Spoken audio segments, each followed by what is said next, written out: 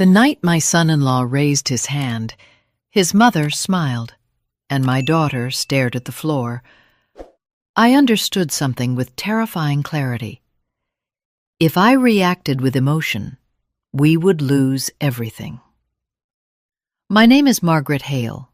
I am 58 years old, and I live just outside Charlotte, North Carolina, in a quiet neighborhood where people wave politely and pretend nothing dark ever happens behind closed doors.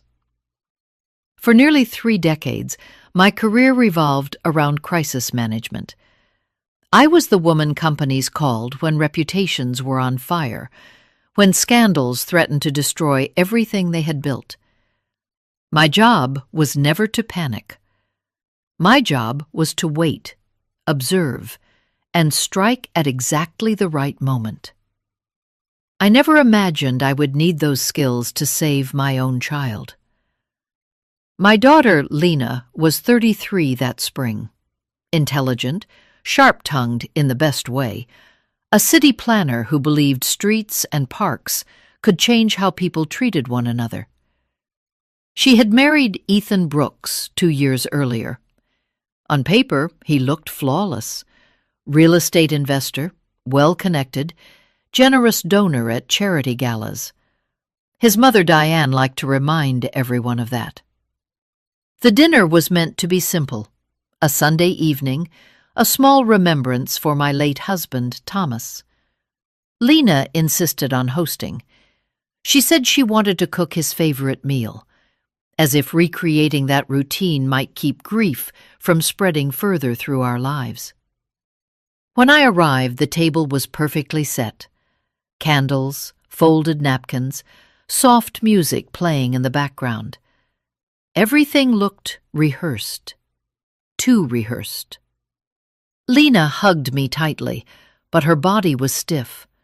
She wore long sleeves despite the warm Carolina air. Her smile appeared on cue, then vanished the moment she turned away. "Mom," she whispered, "I'm glad you're here." Ethan greeted me with charm polished to a mirror shine. Diane watched from across the room, eyes sharp, lips already curled with judgment. Dinner began politely. Conversation floated around safe subjects: traffic, development projects, property values. Diane spoke the most. She always did. Every sentence ended with a lesson about discipline, standards, or how women today lacked resilience. Halfway through the meal, Lena reached for the serving dish. Her hand trembled. A spoon clinked against porcelain, just loud enough to break the rhythm of the table. Ethan's fork stopped mid-air. He looked at her slowly, deliberately, like a man deciding how far he could go. "Are you nervous?" he asked calmly, "or just careless as usual?" Lena opened her mouth, but the words never came. He stood, not abruptly, not angrily. He reached across the table and squeezed her wrist hard enough that I saw her flinch. Then he leaned close and whispered something only she could hear. Diane laughed. "That's how women learn," she said lightly, lifting her wine glass. "Embarrassment works better than kindness." The room went silent. Lena's eyes met mine for a fraction of a second.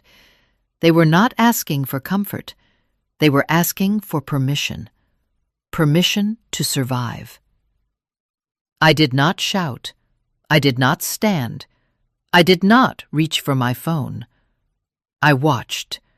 I memorized every movement, every word, every witness. Because this was not the moment to act. This was the moment to prepare. And before that night was over, every single one of them would underestimate me. And that would be their first and most expensive mistake. Before Ethan entered her life, my daughter was not a woman who apologized for existing. Lena grew up in a house where voices were never raised to win an argument. Her father, Thomas, believed disagreement was not a threat, but an invitation to understand. On Sunday mornings, he brewed coffee strong enough to wake the entire block, then sat at the kitchen table reading the paper while Lena challenged every opinion he had. He never shut her down. He listened. He smiled. He taught her that her voice mattered. That lesson shaped everything she became. As a child, Lena rearranged furniture in her bedroom because she believed space affected mood. At 13, she wrote a letter to the city council complaining about broken sidewalks near her school. At 21, she stood in front of a classroom and argued that neighborhoods could heal people if designed with dignity. She did not seek approval. She expected respect. Thomas used to say she walked like she knew where she was going, even when she didn't. When she lost her father suddenly to a stroke, something essential cracked. Grief did not weaken her intelligence, but it softened her boundaries. She became more willing to compromise, more willing to let others decide what was best for her. That was when Ethan appeared. They met at a regional planning forum in Raleigh. She told me he asked questions that sounded thoughtful. He praised her work. He said he admired ambitious women. When she talked about her projects, he nodded intensely, as if absorbing every word. Later, I would understand that attention was not admiration. It was assessment. At first, he encouraged her independence. He told her she inspired him. He sent flowers to her office. He remembered details. He made her feel seen at a moment when grief had made her invisible to herself. Then the suggestions began. "You work too hard," he would say, not as criticism, but concern. "Those colleagues don't really appreciate you. Maybe that outfit sends the wrong message in my circles." Each sentence landed softly. Each one shaved away a fraction of who she was. By the time I noticed something was wrong, Lena had already begun editing herself. She spoke more carefully. She paused before answering questions. She laughed less freely. When I asked how work was going, her answers grew shorter, rehearsed. I told myself she was adjusting to marriage. I told myself grief explained the change. I told myself that being a protective mother meant trusting my adult daughter to make her own choices. I was wrong. What I didn't understand then was that control does not announce itself as a threat. It arrives as concern. It disguises itself as love. It waits until the person you trust most becomes the authority over how you think, speak, and move. By the time Ethan suggested that Lena step back from certain projects because they conflicted with his social obligations, she believed she was choosing harmony. By the time Diane began commenting on Lena's posture, her tone, her usefulness as a wife, Lena believed endurance was maturity. And by the time I saw my daughter lower her eyes at the dinner table, I understood something I had missed for far too long. The woman sitting in front of me was still my daughter, but she had been shrinking herself to survive, and no one shrinks without being pushed. Control does not begin with shouting. It does not begin with bruises.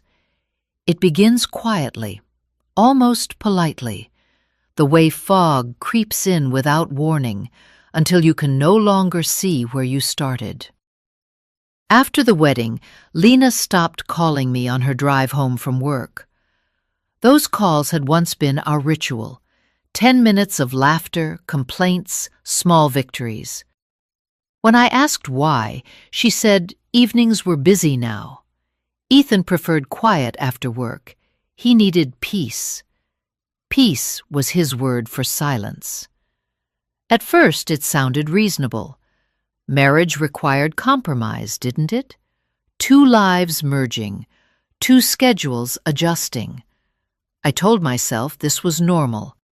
I told myself not to interfere. Then I noticed how she dressed when she visited me. Softer colors, longer sleeves, no bold jewelry. When I asked about the change, she shrugged and smiled. Ethan liked things more understated. It was better for his image. Image. That word came up often. He spoke about image when he asked her not to attend certain networking events without him. He spoke about image when he suggested she decline a leadership role because it might attract the wrong attention. He spoke about image when he reminded her that powerful men preferred wives who knew when to step back. Every limitation came wrapped as advice. Every restriction was framed as protection. Diane reinforced it constantly.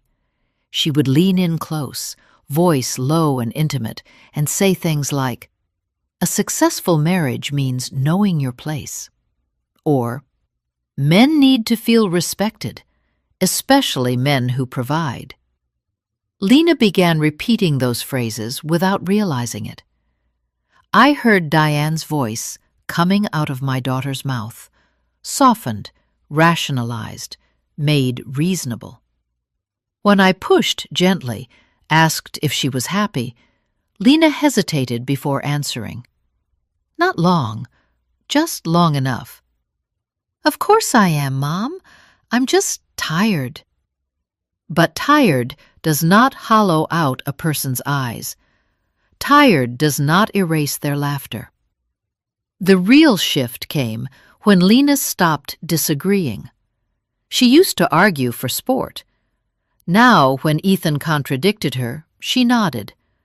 When Diane criticized her cooking, she apologized. When decisions were made about their home, their schedule, their future, Lena deferred. One night, I asked her directly if she felt safe. She looked startled, then amused, then defensive, all in the space of a breath. "Why would you ask that? Ethan would never hurt me."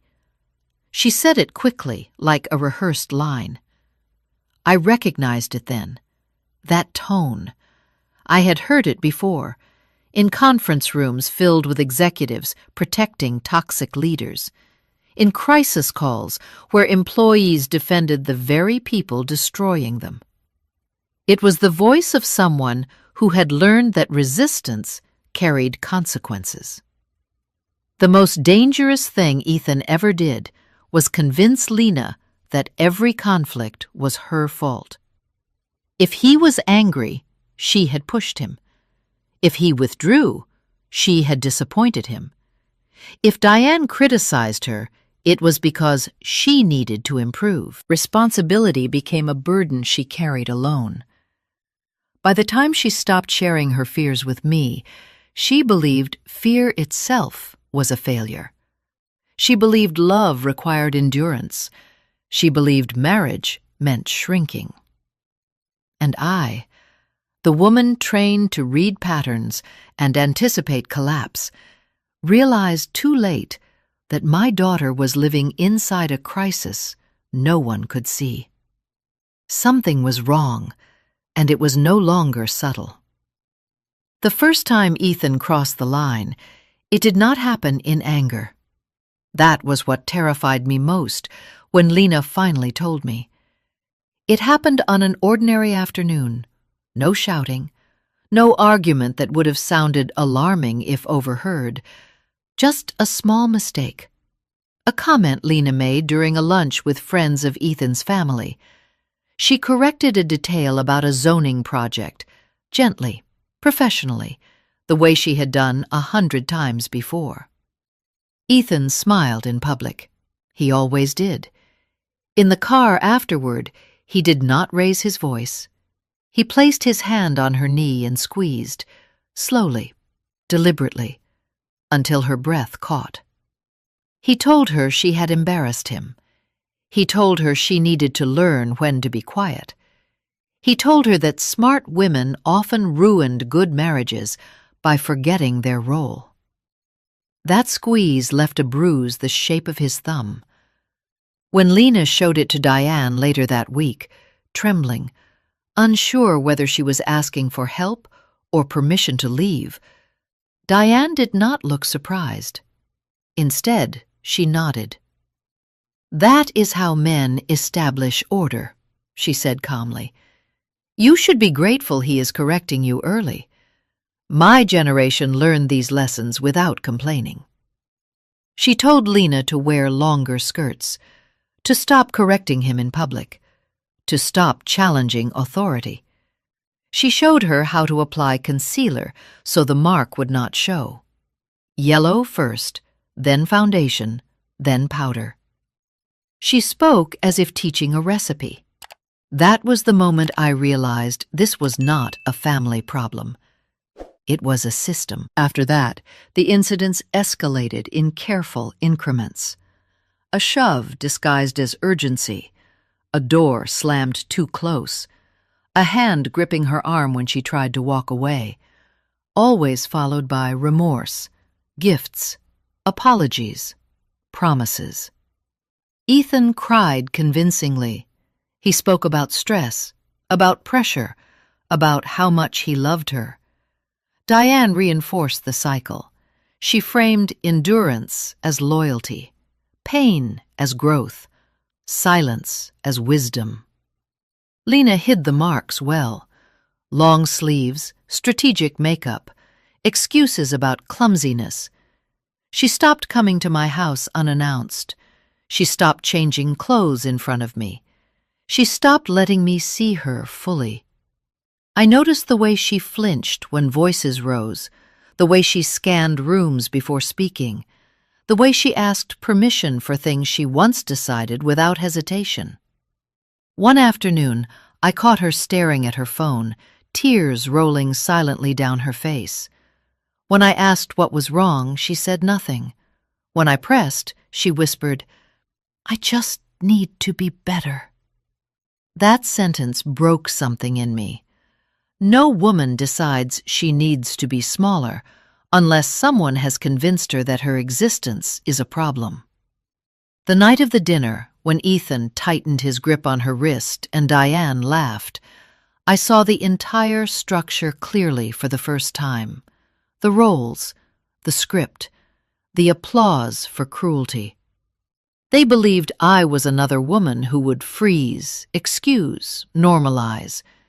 They were wrong, because while Lena had learned to survive by shrinking, I had spent my life dismantling systems that thrived on silence.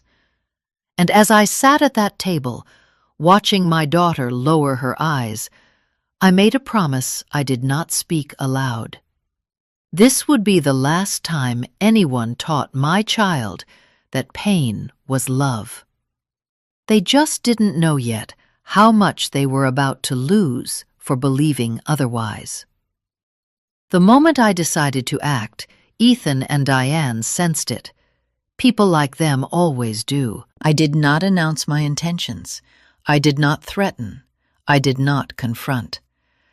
I began quietly, the same way I had handled corporate disasters for years. I documented everything: dates, times, witnesses, small inconsistencies that revealed larger truths. I spoke to Lena gently, carefully, making sure every step was hers, not mine. For 3 days, nothing happened. Then the counterattack began. It started with whispers. A colleague of Lena's stopped returning her calls. A woman she had worked with for years suddenly avoided her at a professional mixer. A project she had been leading was reassigned without explanation. The justification was vague: concerns about focus, image, stability. That word again, image. A week later, Lena was called into her supervisor's office. She was told it might be best if she took some time away until her personal situation was resolved. They used the phrase mutual agreement, as if pressure could be softened by polite language. She came home pale, apologizing to me for being a burden. I recognized the strategy immediately. They were isolating her.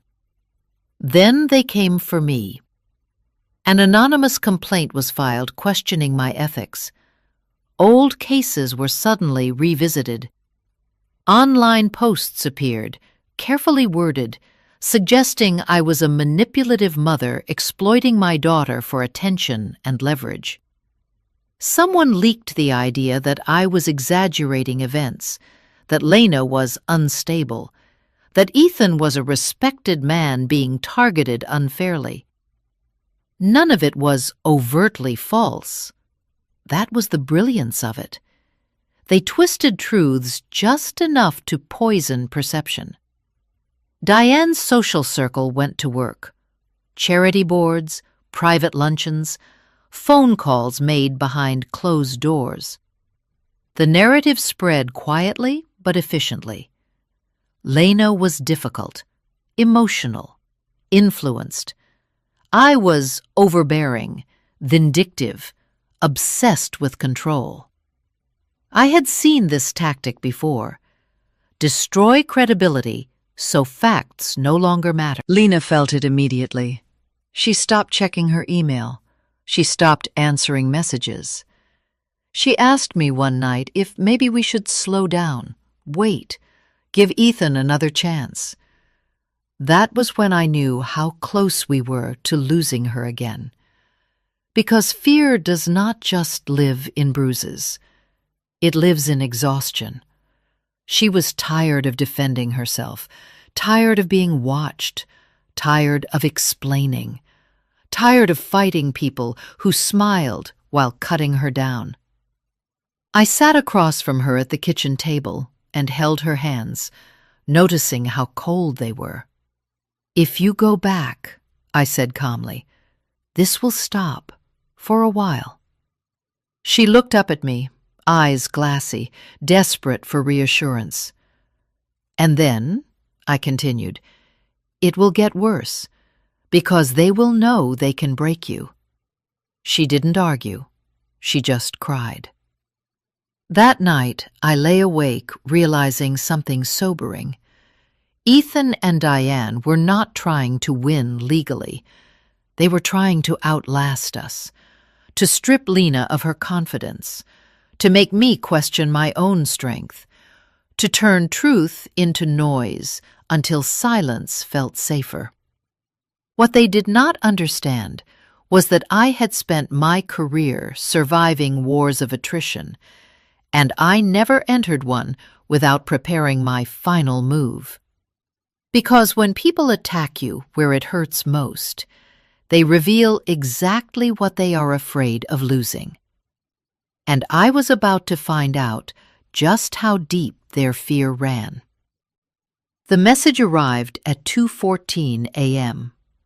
No name, no subject line, just a single sentence. "You need to look at what was hidden before Ethan learned how to hide himself." Attached was a secure link and a passcode that expired in 24 hours. I did not wake Lena immediately. I sat alone at my desk, the house silent around me, my pulse steady in the way it only gets when instinct takes over. This was not a threat. It was an invitation. The files opened one by one. Audio recordings first. Diane's voice, unmistakable, calm, instructional, speaking to someone she called family. She talked about managing situations, about shaping narratives, about how some women needed pressure to understand their limits. She laughed softly while explaining how to break resistance without leaving marks.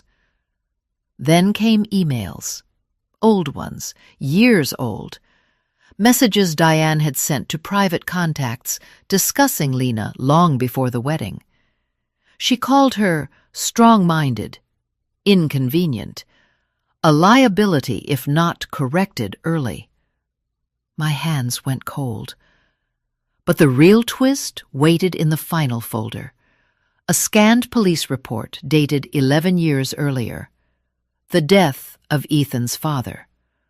Ruled an accidental fall down the stairs in their previous home outside Asheville. Case closed quickly. No charges, no follow-up. Except the report included handwritten notes in the margin from a junior investigator. Notes that had never made it into the official conclusion.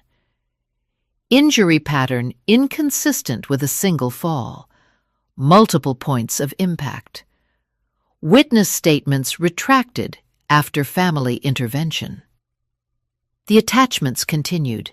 Medical records, photographs, a timeline that made my stomach drop.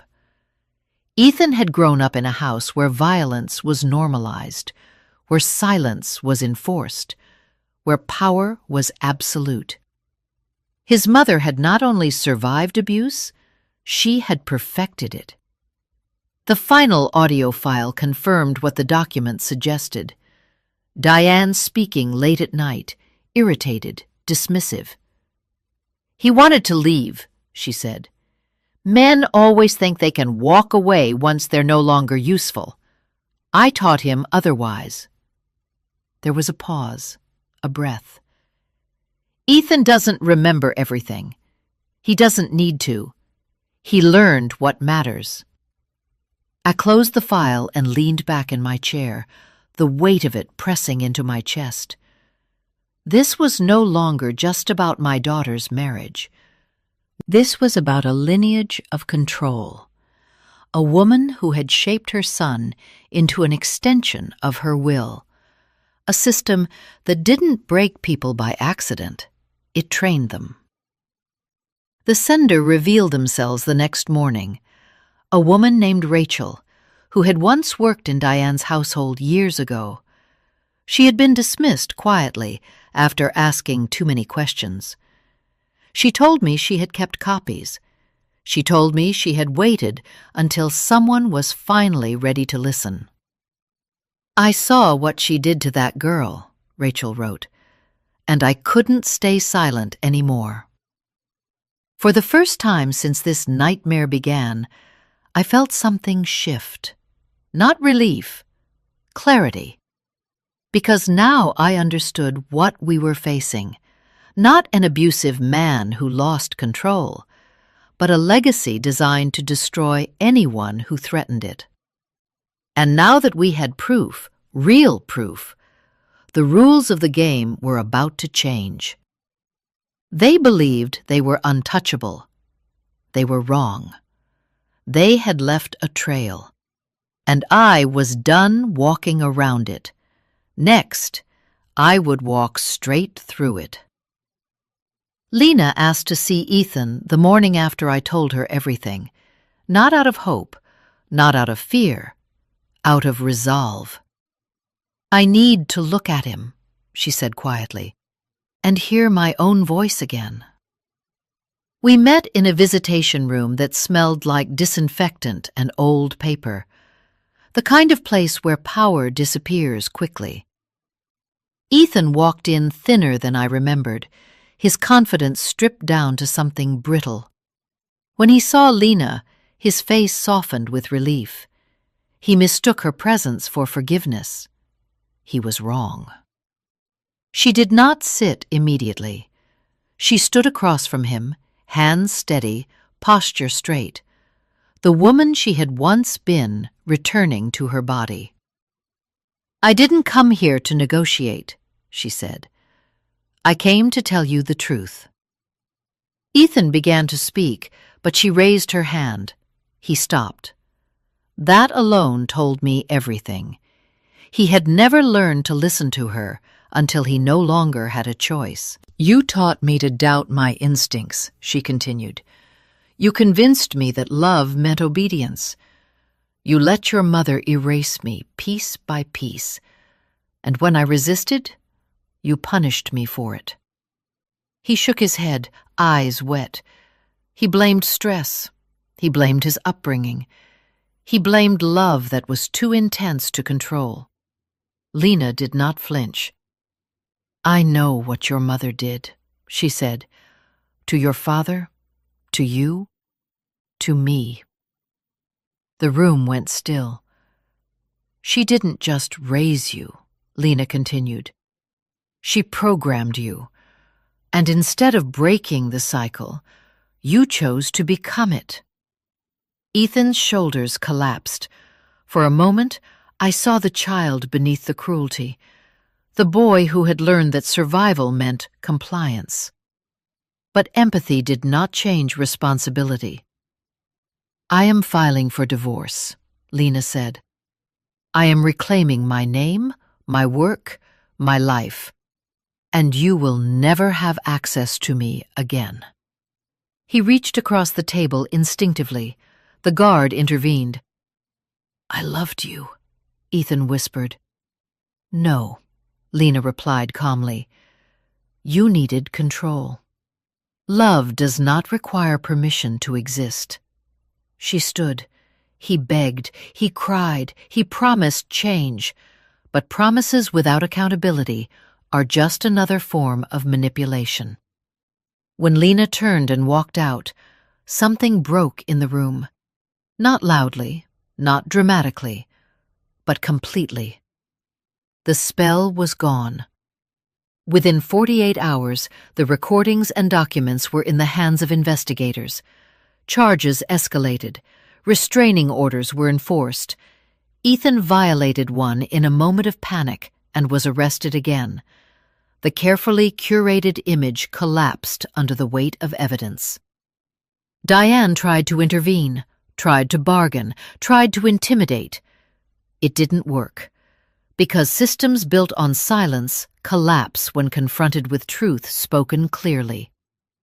Lena did not look back, and for the first time since this began, I saw her breathe freely. The cage had never been locked. It had only been believed. And belief, once broken, never regains its power. 5 years have passed since that dinner in Charlotte. The night's silence became a weapon and then a shield. Lena lives downtown now, in a small apartment filled with light. Nothing extravagant, no heavy furniture, no locked doors. The windows stay open whenever the weather allows, as if air itself is part of her healing. She works for a regional planning nonprofit, designing public spaces for communities that have been overlooked for too long.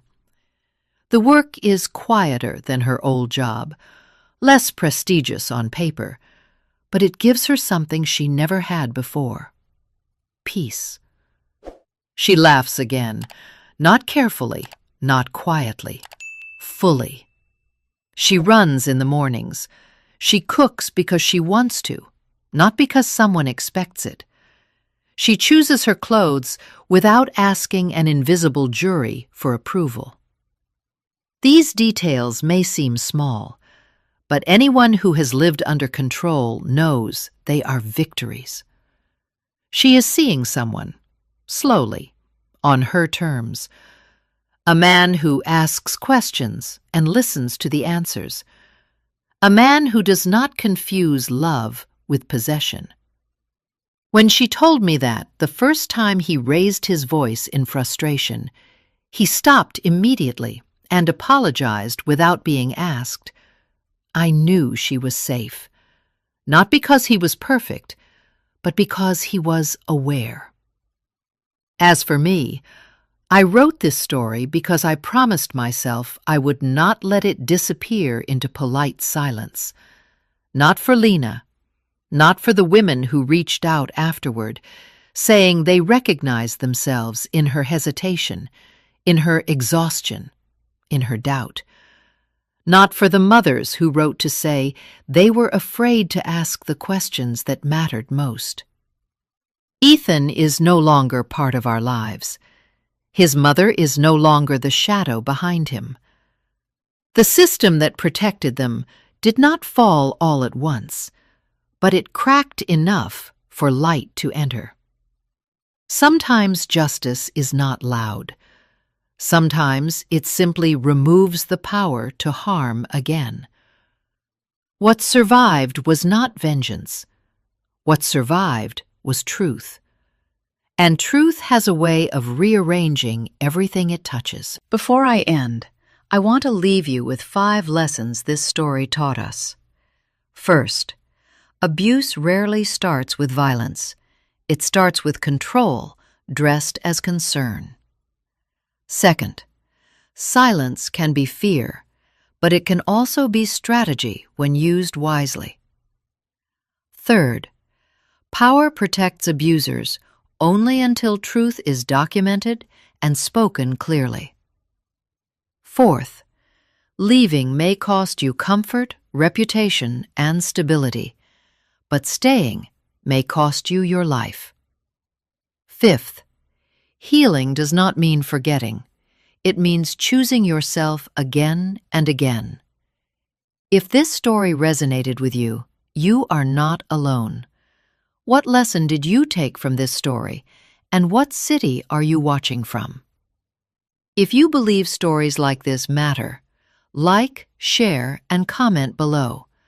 Your voice might be the one that helps someone else say no more.